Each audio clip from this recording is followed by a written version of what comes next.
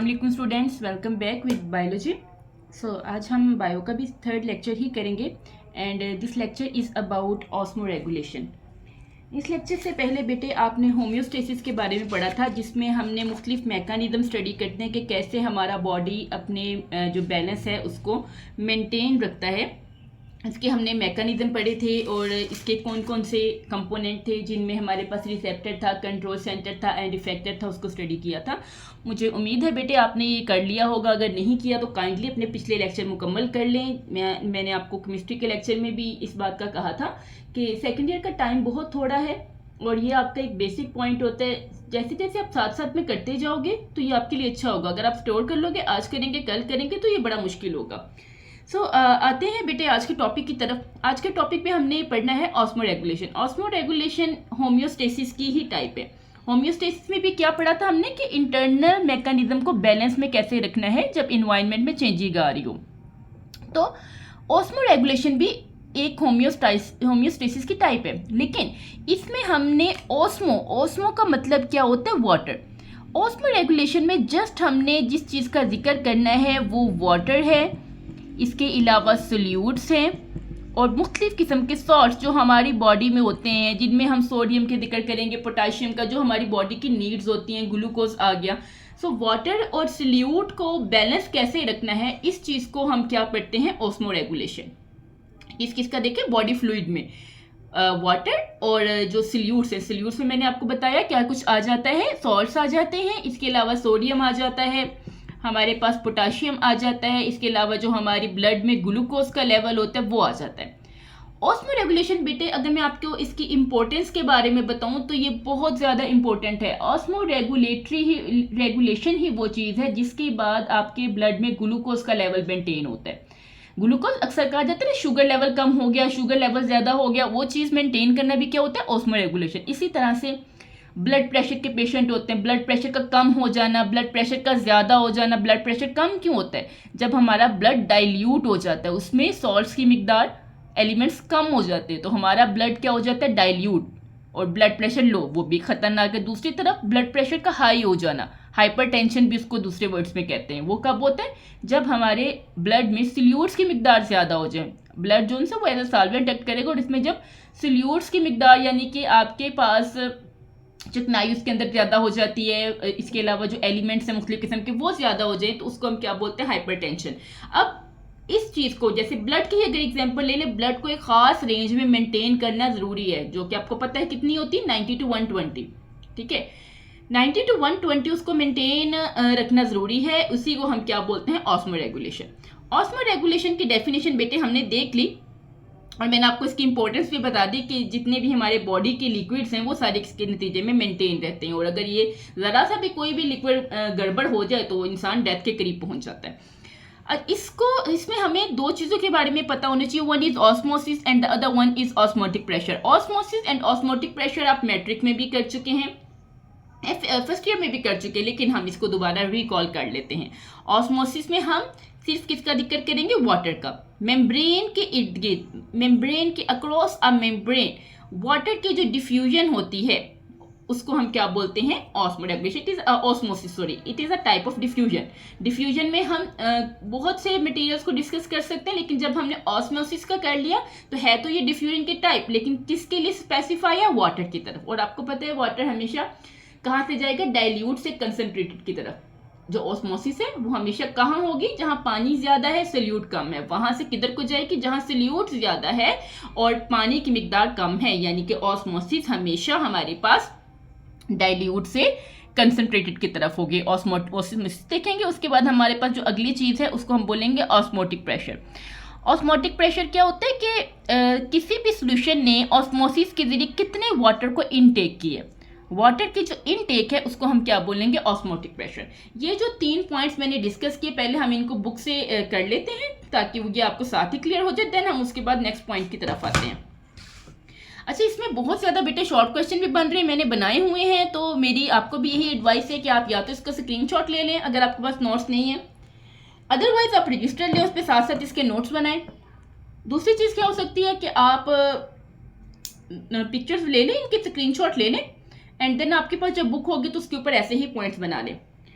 So first of all हमारे पास osmo regulation की definition, maintenance, किसके मेंटेनेंस, वाटर की और सॉल्यूट बैलेंस की। मेंटेनेंस किसकी, बैलेंस की, किसका बैलेंस, वाटर और सॉल्यूट का, किस में, इन द बॉडी फ्लूइड, इसका ऑस्मो रेगुलेशन। अच्छा, अब अक्सर स्टूडेंट क्या करते हैं कि वो छोटे छोटे वर्ड्स को स्किप कर देते हैं, ठीक है। तो आप अगर बेटे उन वर्ड्स को हाईलाइट कर लो कि इनको नहीं स्किप करना, तो मोस्टली आप लोगों की डेफिनेशन ठीक हो सकती है। जैसे इसमें अगर हम देखें तो कौन कौन से वर्ड है, एक तो है मेंटेनेंस, किसकी मेंटेनेंस, बैलेंस की, किसके बैलेंस की, वाटर एंड सॉल्यूट्स की, कहां पर, इन दी बॉडी फ्लूइड, उसको हम क्या बोलते हैं, is called osmo regulation. It is the simple definition. Next बेटे आपने इसकी क्वेश्चन लिखना है, what is the importance of osmoregulation या why osmoregulation is importance, या फिर अगर आपको ये लॉन्ग क्वेश्चन में आते हैं right a note on short osmoregulation, तो यहाँ पर बेटे आपने डेफिनेशन के बाद इसकी यहाँ पर पॉइंट बना देना है इंपॉर्टेंस का, like this, okay. So importance में बेटे इसके हमारे पास 2 पॉइंट्स है और 2 पॉइंट्स के आगे भी मजीद पॉइंट्स है। नंबर 1 क्या है कि ये इस बात को इंश्योर करता है that body fluids not become too dilute और टू कंसनट्रेटेड, यानी कि ना तो बहुत ज़्यादा उनमें लिक्विड की मिकदार ज़्यादा हो जाए और ना ऐसा हो कि उनमें जो साल्ट्स हैं या जो सॉल्यूट्स हैं वो उनकी मिकदार ज़्यादा हो जाए। तो इस चीज़ को बिल्कुल मेंटेन करना किसकी जिम्मेदारी है, ऑस्मो रेगुलेशन की। Number 2, it is essential for many physiological processes, physiological जो हमारी बॉडी के प्रोसेसेस है। नंबर इसके आगे से अपने करना, नंबर 1 या ए भी कर ले या वो जो रोमन में कर ले।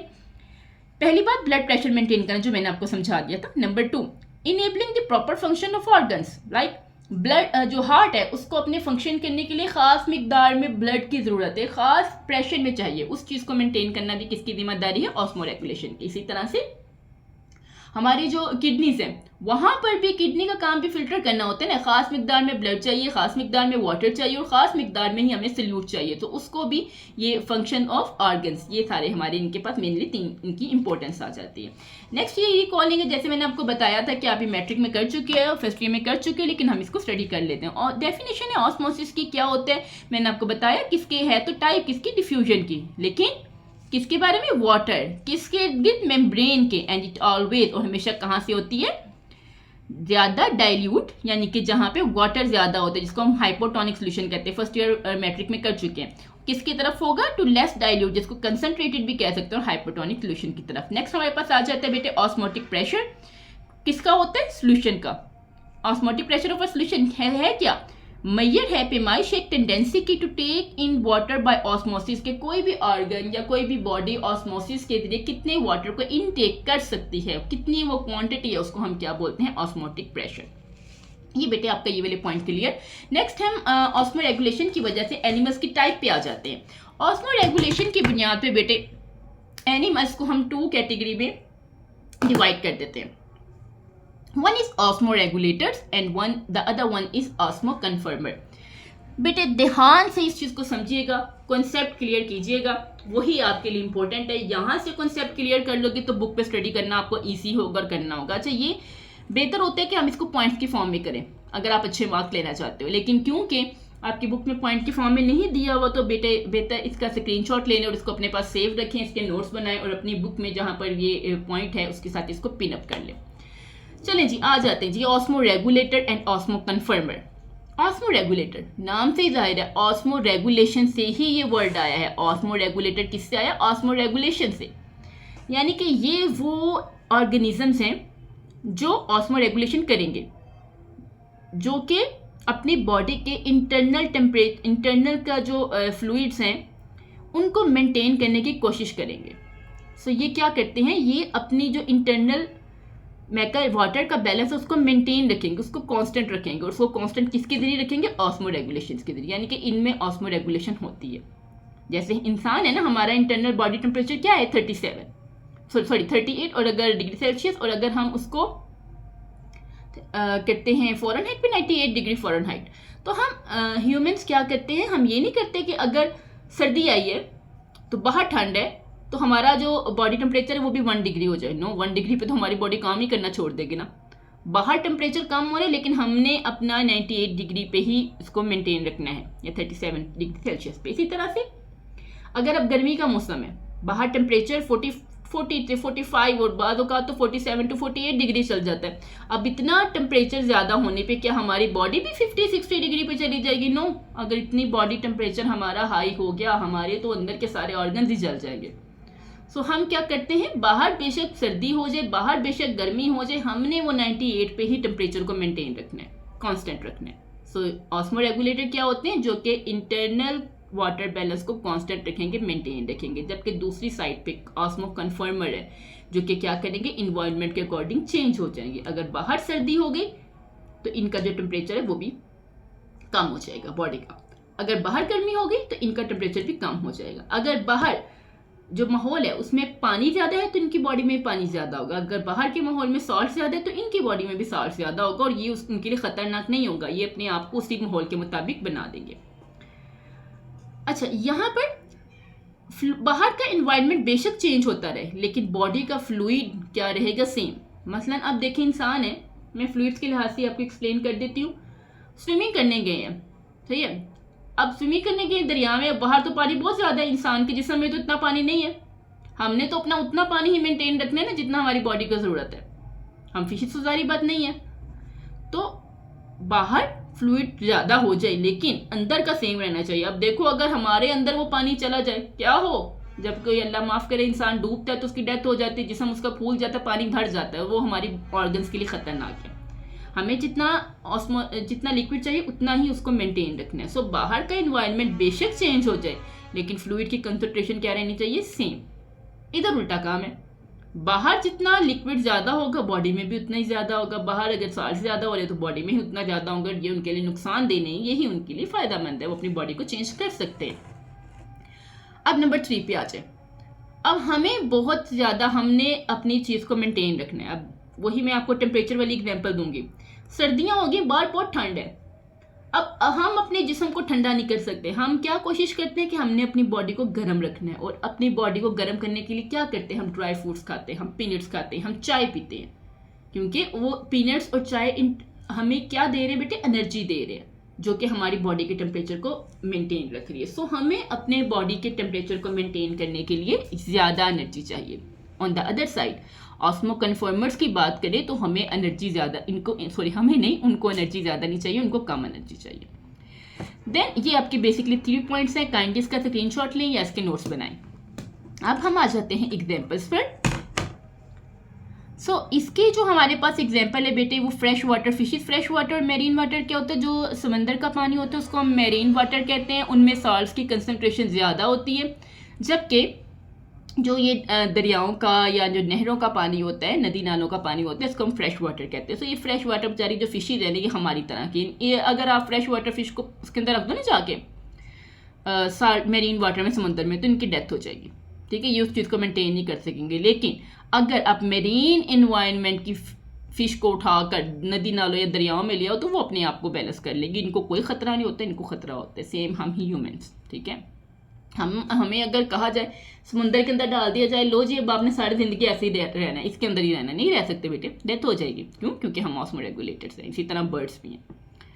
दूसरी साइड पे जितने भी मेरीन इनवर्टिब्रेट्स हैं, इनवर्टिब्रेट जिनमें बैकबोन नहीं होती, जिसमें आपके पास स्टार फिश आ जाती है, सी स्टार्स आ जाते हैं, सी अर्चन्स आ जाते हैं, वो सारे के सारे हो जाते हैं और जो समुद्र में रहने वाले हैं।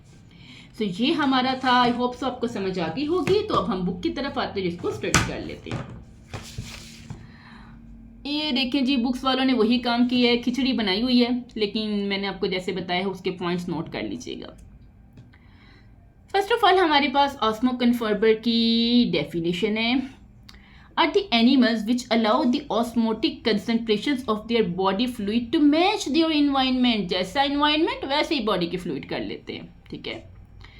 इनको they can not maintain the concentration of water and salute in the body. ये अपनी बॉडी के कंसंट्रेशन को मेंटेन नहीं कर सकते। तो इस वजह से क्या करते हैं, इनकी जो कंसंट्रेशन है changes with the changes in their surrounding medium, या सिंपल आप एनवायरनमेंट कह सकते हो। जैसे एनवायरनमेंट चेंज हुआ, इनकी बॉडीज ने भी अपने आप को चेंज कर लिया।